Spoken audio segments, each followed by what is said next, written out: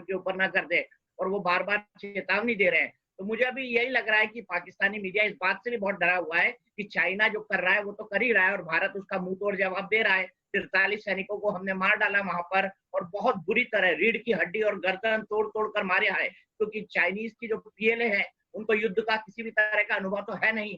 उन्होंने आज तक एक युद्ध नहीं लड़ा, और वियतनाम वॉर में भी उन्होंने मुंह की खाई थी, और इंडियन अपने शौर्य के लिए जाने जाते हैं। तो मुझे लग रहा है कि चाइनीज मीडिया के अंदर अभी भी मोदी फोबिया पूरी तरह से बरकरार है। वो इस बात को लेकर बड़े डरे हुए हैं कि कहीं भारत आकर उनके 4 टुकड़े न कर दे, जिस बात की चर्चा तब से हो रही है जब से 2014 से प्रधानमंत्री मोदी ने यहाँ पर शासन संभाला है वजीर आजम बनकर।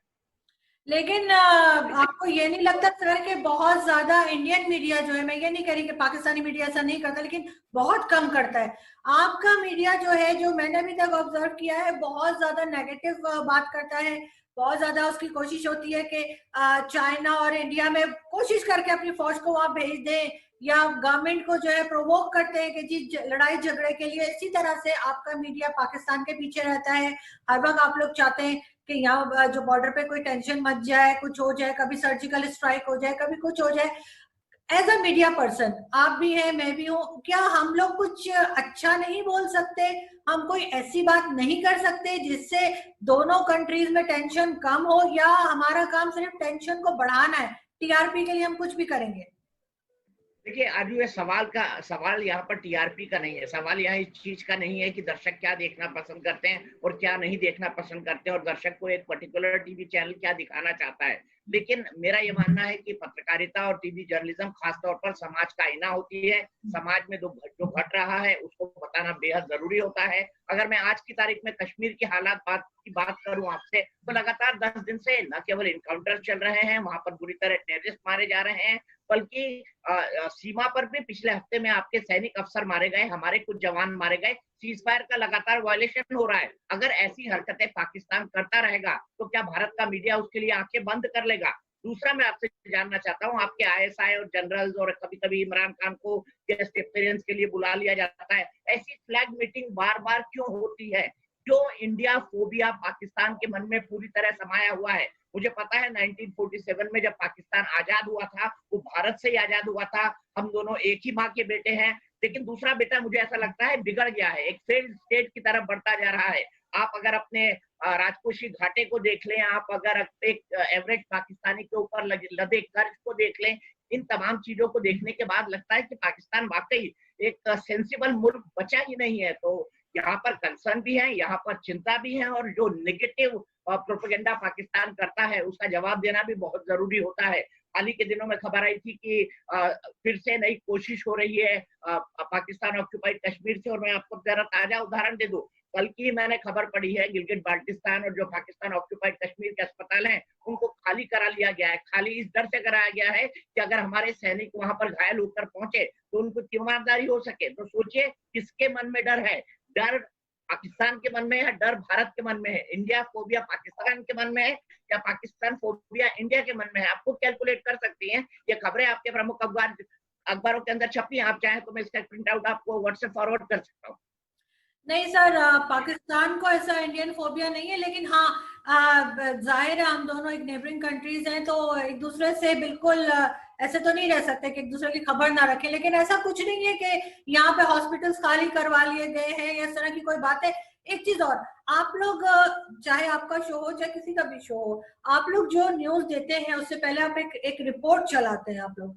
तो आप लोग कभी डबल चेक करते हैं उसको? कहीं से आप लोगों को पता होता है कि जो आप बना रहे हैं, जो आप न्यूज दे रहे हैं अपने लोगों को, वो आप ठीक दे रहे हैं या आप मिसगाइड कर रहे हैं? आप मजीद हम पॉइजन नहीं डाल रहे अपने लोगों में कि जी एक दूसरे के खिलाफ नफरतें बढ़ाने का काम कर रहे हैं, घटाने के बजाय? और पाकिस्तान कहता है कि जी वायलेशन इंडिया कर रहा है, इंडिया कहता है पाकिस्तान कर रहा है। वो चीज तो चलती रहती है, जब तक कश्मीर इशू है ये चीज तो चलती रहेगी। लेकिन आप लोग उसके अलावा भी बेशुमार, आपको खुद पता है सर, आप डेली शो करते हैं, आपको पता है कि आप लोग क्या कर रहे होते हैं। लेकिन मैं अगेन वही कहूंगी कि आप बार बार एलिगेशंस लगा रहे होते हैं, तो क्यों नहीं आप कुछ अच्छी बात कर सकते? क्यों नहीं कोई पॉजिटिव भी तो कुछ होता होगा? ठीक है नेगेटिव करें, लेकिन कुछ पॉजिटिव भी करें ना, कुछ थोड़ा सा कोशिश करें कि टेंशन कम भी हो।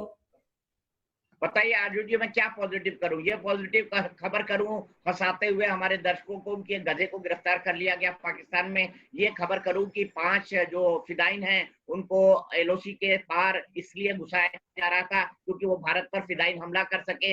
ये खबर करूं कि हाँ, वहां पर एक आतंकवादी मारा गया और उसने कहा कि पाकिस्तान जब तक हमारा सरपरस्त बना रहेगा तब तक कश्मीर के अंदर आतंकवाद जारी रहेगा? मैं ये करूं कि भारत ने टिड्डी दल से पाकिस्तान को निपटने के लिए फौरी तौर पर मदद देने की कोशिश की, लेकिन पाकिस्तान ने अपनी हेकड़ी के अंदर उसको इनकार कर दिया। मैं ये खबर रिपोर्ट करूं कि उरी और पठानकोट क्यों हुआ था और पाकिस्तान ने इसके पीछे क्या किया था? अरे भाई, हमने तो आपकी आईएसआई तक को इन्वेस्टिगेशन के लिए बुला लिया था, लेकिन आपके मन में राम और बगल में छुरी होती है, ये पाकिस्तान की फितरत रही है। मैं पिछले 30 साल से पाकिस्तान को कवर कर रहा हूँ आरजू, और मैं बहुत अच्छी तरह जानता हूँ जब लाहौर बस लेकर प्रधानमंत्री अटल बिहारी वाजपेयी गए थे तो उसके बदले में आपने क्या दिया था? उसके बदले में आपने दिया था करगिल। अगर मैं 2001 की बात करूं, जब आगरा समिट हुई थी, उसके बाद आपने क्या दिया था? जम्मू कश्मीर की असेंबली पर अटैक और पार्लियामेंट पर अटैक। हमने जब सरहद पर सीमाएं बढ़ाई उसके बाद आप डरे, आप चुप हुए, लेकिन 2005 और 2006 में आपने क्या दिया? अब पूरे की पूरी मुंबई में ट्रेन के ब्लास्ट, मालेगांव ब्लास्ट, दुनिया भर के और ब्लास्ट, और उसके बाद 2008 में आपने क्या दिया? आपने दिया मुंबई का अटैक जिसमें हमने एक जिंदा टेररिस्ट को पकड़ा और न केवल उसको एग्जीक्यूट किया बल्कि पूरी की पूरी लीगल प्रोसीडिंग्स के साथ एग्जीक्यूट किया। आपका देश तो ऐसा है कि जो ना करगिल के सैनिकों के शव अपने घर पे लाके उनका जो है अंतिम संस्कार या ये कहें सुपुर्दे खाक करता है, और ना ही आपने ये माना कि अजमल आमिर कसाब आपका लड़का था, जबकि जियो टीवी बता बता के हार गया कि ये उसका बाप है, ये उसकी माँ है, ये उसकी बेटी है। ऐसे फेल्ड स्टेट की मैं क्या तारीफ करूं, मुझे बताइए।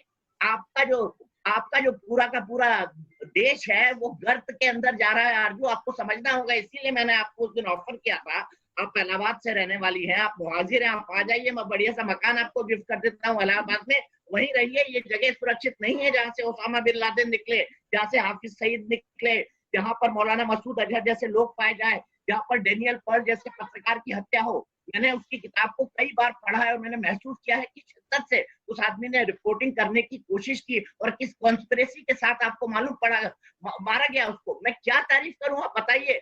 मैं क्या उस इमरान खान की तारीफ करूं जो गधों से अपनी इकोनॉमी को आगे बढ़ाने का सपना देखते हैं और चाइना के अंदर गधों का इंपोर्ट और एक्सपोर्ट करके सोचते हैं कि उनके देश की जीडीपी बढ़ जाएगी? क्या मैं उस प्रधानमंत्री की तारीफ करूं? मैं उनको एज अ प्लेयर बहुत मानता था, मुझे अच्छे लगते थे, मैं उनका फैन था इमरान खान के, लेकिन मुझे लगता है कि वो एक फेल्ड प्राइम मिनिस्टर है। एक ऐसा फेल्ड प्राइम मिनिस्टर तो इलेक्टेड नहीं है, सिलेक्टेड है। और ये मैंने नहीं कहता, ये आपका पूरा का पूरा देश कहता है कि इमरान खान एक इलेक्टेड नहीं सिलेक्टेड प्राइम मिनिस्टर है आईएसआई और सेना के द्वारा। अब ऐसे हालात में जब पाकिस्तान को यही नहीं पता कि वो अगले 1 साल की रोटी, अगले 1 साल का पैसा कहां से जुटाएगा, मैं क्या तारीफ करूं पाकिस्तान की? मैं ये तारीफ करूं पाकिस्तान की वहां पर लड़कियों को? क्या मैं ये तारीफ करूं पाकिस्तान की वहां पर छोटी छोटी हिंदू लड़कियों को उठाकर मस्जिद में ले जाया जाता है, उनका जबरन धर्म परिवर्तन कराकर शादी करा दी जाती है? क्या मैं ये तारीफ करूं कि वहां पर पंजाबी और सिंधियों के पंजाबी लोगों के साथ भी इसी तरह का व्यवहार होता है? क्या मैं ये तारीफ करूं पाकिस्तान की कि जिस जगह को धरती का स्वर्ग कहा जाता था उसको आधा अपने चाइना को गिरवी रख दिया? आजाद कश्मीर जिसको आप कहते हैं, बताइए किस बात पर तारीफ करूं? मैंने इतने सारे पॉइंट बता दिए, इसमें बता दीजिए एक भी तारीफ का पॉइंट है, मैं यहाँ पर 1 घंटे आपके देश की, आपके मुल्क की तारीफ करूंगा।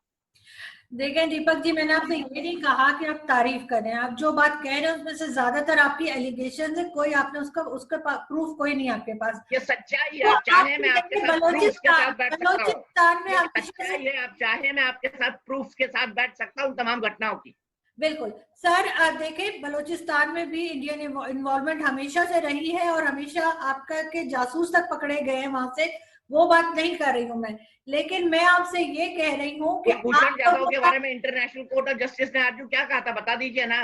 कुलभूषण जाधव को लेकर इंटरनेशनल कोर्ट ऑफ जस्टिस माना है, पाकिस्तान क्यों नहीं मान रहा है? जाधव ने खुद माना है कि हाँ जी मैं यहाँ पे सब कुछ करता रहा हूँ। खैर मैं इस वक्त I am not here to discuss Balochistan, लेकिन मैं आपसे ये पूछ रही हूँ कि आप ये बताइए ना कि आप लोगों का बिहेवियर हम लोग बलूचिस्तान में क्या कर रहे हैं उससे पहले आपको ये पूछना चाहिए आरजू कि आप लोग बलूचिस्तान के अंदर क्या कर रहे हैं? आपने पूरे के पूरे बलूचिस्तान को चाइना को गिरवी रख दिया है।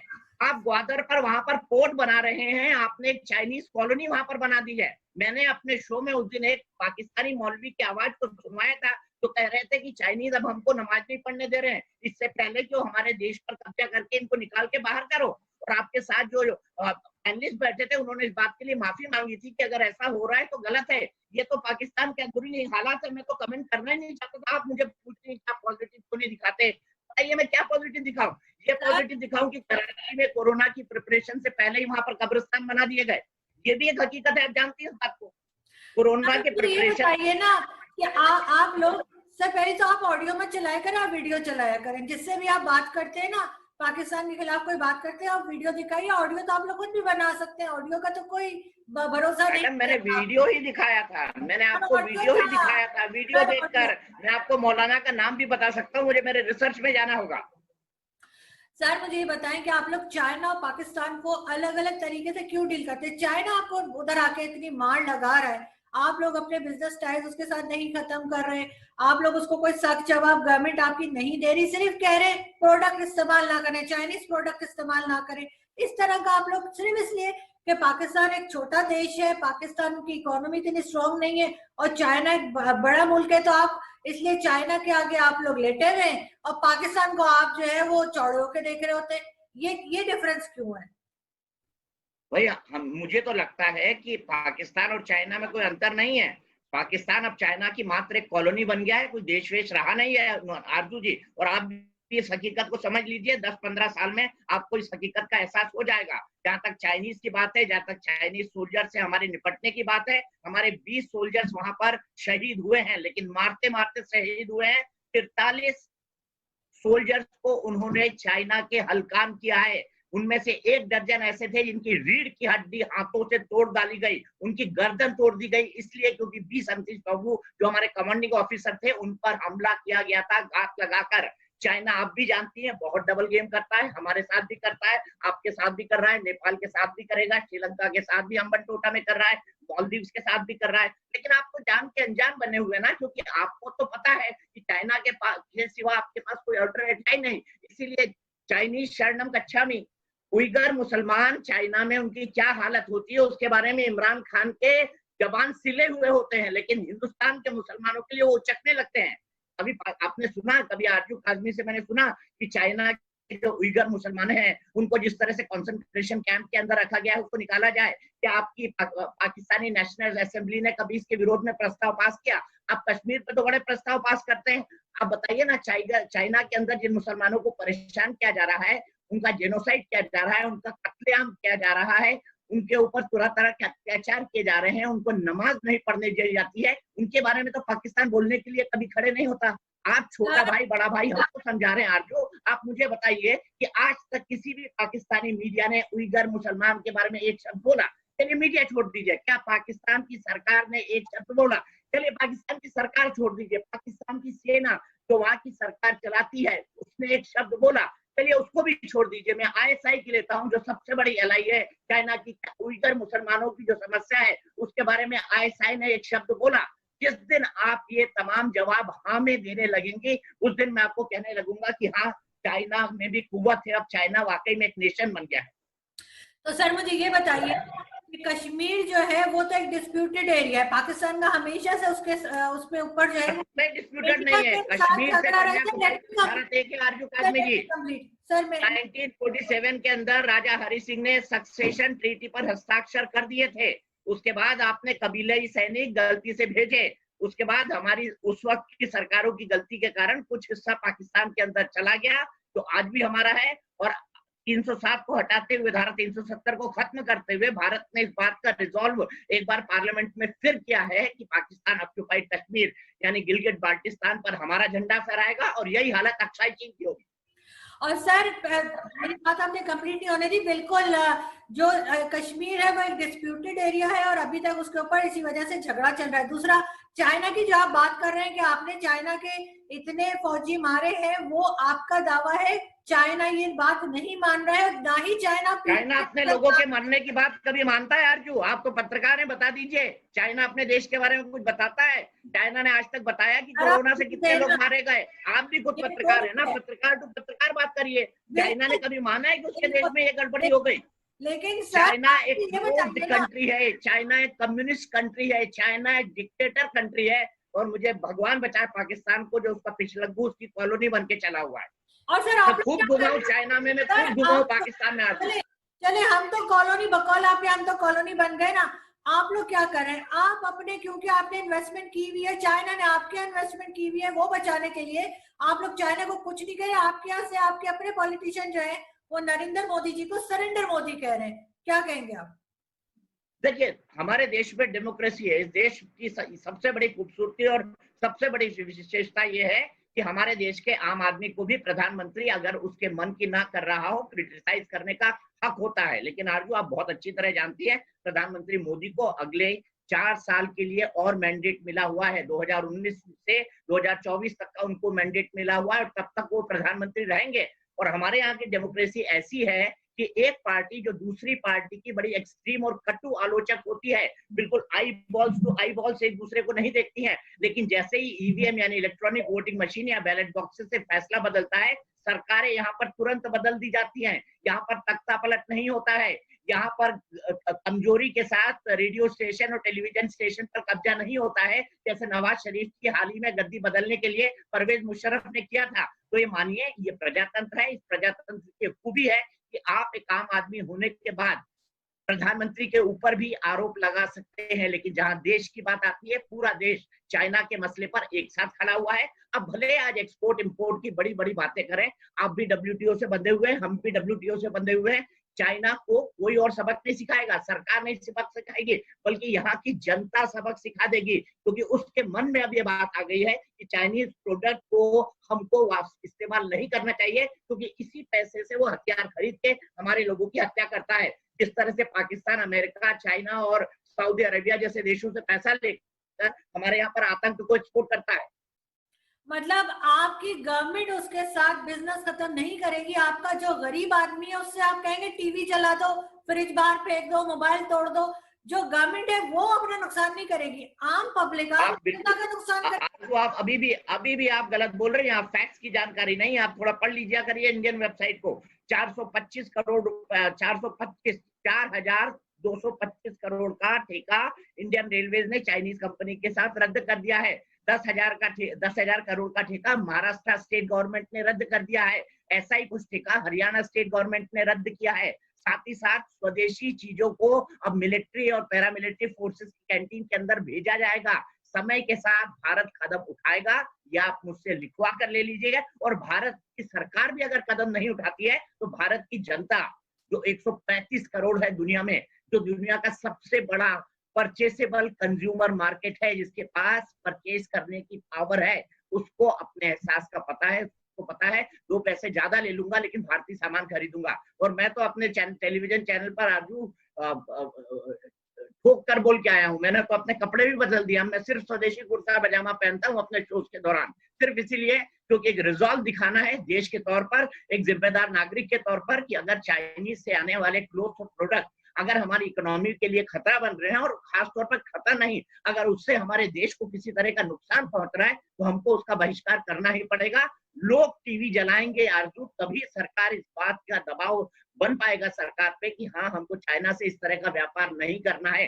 पूरा व्यापार कोई देश नहीं बंद कर सकता, क्योंकि हम वर्ल्ड ट्रेड ऑर्गेनाइजेशन के एग्रीमेंट से बंधे हुए हैं। लेकिन कैसे कम किया जाए, निसंदेह सरकारें उस पर विचार कर रही है। और 10 एग्जाम्पल मैं आपको दे चुका हूँ कि किन किन राज्यों ने चाइनीज कंपनी के ठेके रद्द किए।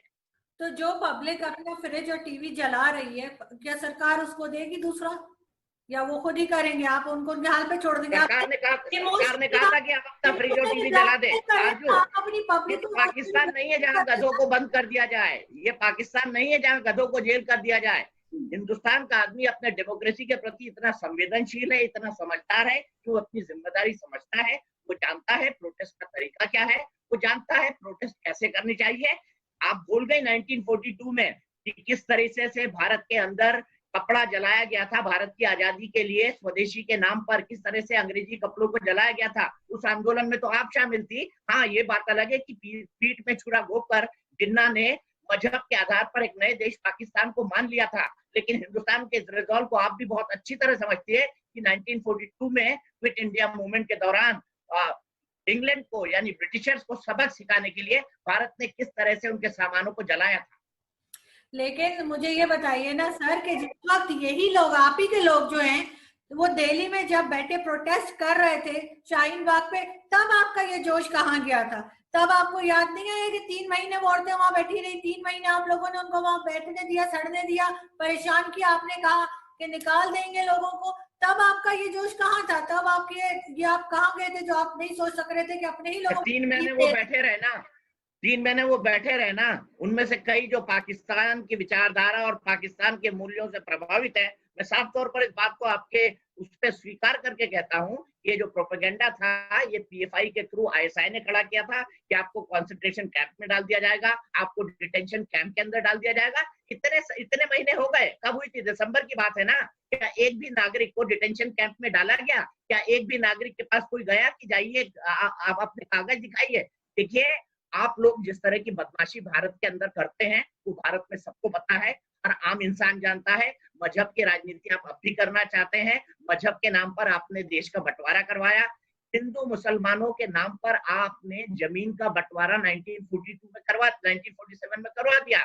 लेकिन अब पाकिस्तान सेक्युलर देश हो गया है, उसको लगता है सेक्युलरिज्म बहुत बड़ी चीज है, और उनका सेक्युलरिज्म इस्लामाबाद से चलकर रावलपिंडी तक खत्म हो जाता है। वो इसलिए खत्म हो जाता है क्योंकि रावलपिंडी से वहाबी कल्चर शुरू होता है, और वो वहाबी कल्चर तालिबान पे खत्म होता है। यही कारण है कि पाकिस्तान के जिस प्रोविंसेस के अंदर आप देख लेंगे, चाहे वो खैबर पख्तूनवा हो, चाहे वो नॉर्थ ईस्ट फ्रंटियर हो, वहां पर आतंकवाद ही आतंकवाद है, क्योंकि आपने आतंकवादियों को वहां पर पाला था, चाहे अमेरिका को सबक सिखाने के लिए, चाहे रशिया को सबक सिखाने के लिए। और जो अपने घर में बबूल समझती हैं, बबूल, बबूल का एक पेड़ होता है जिसमें बड़े सारे कांटे होते हैं। अगर आपने बबूल आपके अपने आंगन के अंदर बोया है, अपने खेतों के अंदर बोया है, तो आपको उससे आम तो नहीं मिल सकता, तो आप उसमें आप भी फंसे हुए हैं। तो ये आपकी कारस्तानियों का फल है, ये आपके कारनामों का फल है, ये आपके पास्ट का फल है कि जो गलत गलत कामें किए हैं आपने। अब पाकिस्तान को एहसास तो नहीं होगा, क्योंकि पाकिस्तान जिद के आधार पर बना हुआ है, मजहब के आधार पर बना हुआ नेशन है। सेक्युलर अब वो रहा नहीं है, जिस सेक्युलरिज्म को आप इंटेलेक्चुअल्स के पाकिस्तान कभी भी सेक्युलर नहीं था, पाकिस्तान ने कभी दबा नहीं दिया। तो मैं आपको बड़े बड़े साफ ढंग से बताना चाहता हूँ, आप शाहीन बाग के लिए चिंता न करिए, भारत के लोग हैं। और मैं आपको ये बता दूं, मैंने दुनिया के हर क्षेत्र से रिपोर्टिंग करी है, अमेरिका से भी करी है, हवाना क्यूबा से भी करी है, यासिर अराफात के घर से भी करी है, तेल अवीव से भी करी है, डेड सी से भी करी है, बगदाद से भी करी है, अमान से भी करी है, कुवैत से भी करी है, पाकिस्तान से 100 बार करी है, अफगानिस्तान से करी है। हिंदुस्तान का मुसलमान पूरी दुनिया में जितना सुरक्षित है, उतना सुरक्षित किसी भी देश का मुसलमान नहीं है। लेकिन मैं आपको फिर बता दूं, आपकी कौम में एक वहाबी ताकत है जो चाहती है कि यहाँ पर इस्लाम का राज आए, यहाँ पर शरीयत का कानून लागू हो, ऐसी सोच है। और मुझे पता है आरजू काजमी भी उस सोच से रोज टकराती होंगी पाकिस्तान और इस्लामाबाद। सर ऐसा क्यों चाहेगा? जहाँ पे 80% हिंदू हो वहाँ पे शरीयत लॉ कैसे आ सकता है? दूसरी बात चाहते हैं ना, कश्मीर के लोग क्या चाहते हैं? कश्मीर की प्रॉब्लम पॉलिटिकल लगती है आपको? कश्मीर की प्रॉब्लम कम्युनल है। कश्मीर की प्रॉब्लम आरजू काजमी जी कम्युनल है। और मैं आपको ये बता दूं, कश्मीर की प्रॉब्लम कम्युनल है, ये इस बात से स्थापित होता है, अगर वहां की प्रॉब्लम कम्युनल नहीं होती तो जो कश्मीरियत की सबसे बड़ी मिसाल थे कश्मीरी पंडित, उनको मार मार के उनके घरों से भगाया नहीं जाता, मार मार के उनके घर नहीं छीने जाते, उनकी बहू और बेटियों के साथ बलात्कार नहीं किया जाता, उनके बच्चों को तलवारों से श्रीनगर की गलियों में चीरा नहीं जाता। कश्मीर की प्रॉब्लम आपकी क्रिएट की हुई है, और कश्मीर की प्रॉब्लम एक टिपिकल कम्युनल प्रॉब्लम है। लेकिन आप चिंता मत करिए, भारत उससे भी निपटना सीख गया है। लेकिन सर आपने देखा नहीं, कश्मीर में जब भी आप किसी फ्रीडम फाइटर को शहीद करते हैं, freedom fighter, freedom fighter Burhan Wani freedom fighter था। ये तो मैं वही सुन रहा हूँ कि बुरहान वानी पोस्ट मास्टर का बेटा था। जो आदमी हिंदुस्तान के कानून को ना माने और उसके खिलाफ बंदूक उठा ले, उसको आप फ्रीडम फाइटर कहेगी? यही सोच है जो पाकिस्तान बैशिंग के लिए हिंदुस्तान के पत्रकारों को प्रेरित करती है आरजू काजमी। जब तक आप वहां पर कम्युनल लाइन पर डिवाइड करवाते रहेंगे, कश्मीर का रहने वाला था, उसके उठा के रखी है, मैं बता रहा हूँ आपको, जब तक ऐसे लोगों ने बंदूक उठाकर रखी है आरजू काजमी, तब तक पाकिस्तान की बैशिंग भारत से होती ही रहेगी। और आप खैर मनाइए, दुआ करिए अल्लाह से कि किसी दिन ऐसा ना हो जाए जैसे श्रीलंका और पाकिस्तान और बांग्लादेश का बंटवारा हुआ, किसी दिन आपके 4 टुकड़े ना हो जाएं। आपको भी पता है आपके देश के अंदर वो स्थिति आ गई है, भारत को सिर्फ एक चाबी करने की जरूरत है। सर वो टुकड़े तो आपके होने वाले थे अगर आपने शर्जील इमाम को ना बंद कर दिया होता। वारिस पठान किधर है? वो तो कह रहे थे जिन्ना वाली आजादी लाएंगे और असम, और वो मुझे तो उन चेहरों में नाम भी नहीं आता, काट के अलग कर रहे थे, भूल गए आप? देखिए गलत नाम लेंगे तो खांसी भी आ जाएगी आपको। किन लोगों के नाम ले लेती है आरजू? देखिए सेहत भी साथ नहीं दे रही है अब आपका। कहाँ शर्जील इमाम का नाम ले लिया? देखिए इन लोगों कहते हैं तिब्दी और पिद्दी के शोरबे, जो पाकिस्तान के उचकाने पर उचकते हैं। ये पाकिस्तान की सो कॉल्ड वहाबी मानसिकता और जिहादी मानसिकता से प्रभावित है। ये पढ़े लिखे लोग नहीं है, ये जिहादी हैं। अगर बात करी जाए उसामा बिन लादेन, तो वो भी मेरे ख्याल से कोई इंजीनियर था, बहुत पढ़ा लिखा आदमी था, बिलियनियर फैमिली का था, तो क्यों वो लोगों को मारने लग गया? और अगर आप मुझसे कट्टरपंथ की बात करेंगी तो 10 आप यही कहेंगी ना 10-15% इस्लामिक लोग कट्टरपंथी हैं। 10-15% इस्लामिक लोग क्या होते हैं? 7 और 8 करोड़ के आसपास। 7 और 8 करोड़ जो है यूनाइटेड किंगडम की पॉपुलेशन है मैडम। और जब एक्सट्रीमिज्म हुआ था तो जर्मनी के सभी लोग हिटलर की तरह नहीं थे, लेकिन पूरी दुनिया ने उसका क्या परिणाम देखा ये बहुत अच्छी तरह जानते हैं। तो इस वहाबी कल्चर को अपनी नसों से निकाल दीजिए मैडम। जिहाद की इस भाषा को आप छोड़ दीजिए, कुरान शरीफ को वाकई मानिए। इस्लाम सभी धर्मों का सम्मान करता है। और मैं आपको ये हमेशा कहना चाहता हूँ, मैं अपने शो में हमेशा कहता हूँ, there can be no Hindustan without Musalman. तो आप हिंदुस्तान की मुसलमानों की चिंता छोड़िए और अपने घर में ब्रेकफास्ट, लंच और डिनर हर पाकिस्तानी को मिल जाए, इतनी चिंता कर लीजिए, क्योंकि सर्वाइवल आने वाले समय में आपके लिए बहुत। सर हमें पता है कि क्योंकि आप लोगों से चाइना बॉर्डर और वो कंट्रोल नहीं हो रहा है, आपसे लद्दाख वगैरह, इस वजह से मोदी जी जो है बार बार पाकिस्तान पर अटैक करने की बात करते हैं, कभी पाकिस्तान को इन्वॉल्व करते हैं हर चीज में, सिर्फ अटेंशन डाइवर्ट करने के लिए। मुझे एक चीज आप बताइए, अगर मैं आपको एक उदाहरण देता हूँ, मुझे मेरी बात सुनो, अगर हिंदुस्तान का मुसलमान इतना खुश है तो मेरे ग्रैंड पेरेंट्स वहां से यहाँ क्यों आए? मेरी मदर, मैं बताती हूँ, मेरे फादर इलाहाबाद से, मेरे फादर के फादर, हम उस पर फिर से आरजू इलाहाबाद में उस दौरान क्या हुआ, इलाहाबाद का नाम किसके नाम पर रखा गया, राज्य को बदला गया, इस पर हम एक लंबा डिस्कशन कर सकते हैं, इस पर हम लंबा डिस्कशन कर सकते हैं। पर मुझसे आप पूछती हैं कि अगर इलाहाबाद में आप ज्यादा आज होते तो शायद आप ज्यादा सशक्त होते, आज शायद ज्यादा बड़ा बिजनेस कर रहे होते और आपको मुझसे स्काइप पर इस तरह जुड़ने की जरूरत नहीं पड़ती। तब आपका खुद का एक टेलीविजन स्टेशन होता है हिंदुस्तान में। सर मेरी मदर के पेरेंट्स जो है वो दिल्ली से पाकिस्तान आए थे और मेरे फादर के इलाहाबाद से आए थे, तो आप बताए ना कि उन मुस्लिम्स को क्या प्रॉब्लम, मतलब दोनों जगहों से। मैं तो खुद दिल्ली से हूँ, आपकी और मेरी रिश्तेदारी दिल्ली से निकल गई। प्रॉब्लम हुई थी जो आए थे सर, कुछ तो गड़बड़ हुई होगी ना, कुछ तो तंग किया होगा जो लोग यहाँ आ गए। ऐसे तो कोई अपना घर बार छोड़ के नहीं आता, क्यों आए बताएं? मुझे बताइए ना। भारतीय राष्ट्रीय कांग्रेस, उसके नेता जिन्ना, मुस्लिम लीग चलाने वाले जिन्ना, उन्होंने अंग्रेजों से क्यों कम्युनल लाइन पर मांगा पार्टीशन? मुझे बताइए किसने किसको परेशान किया था, मुझे ये भी बताइए। This video is from Arzu Kazimai Show Point of View. In this video, Deepak Chaurasia was predicting a very strong action against China by PM Modi.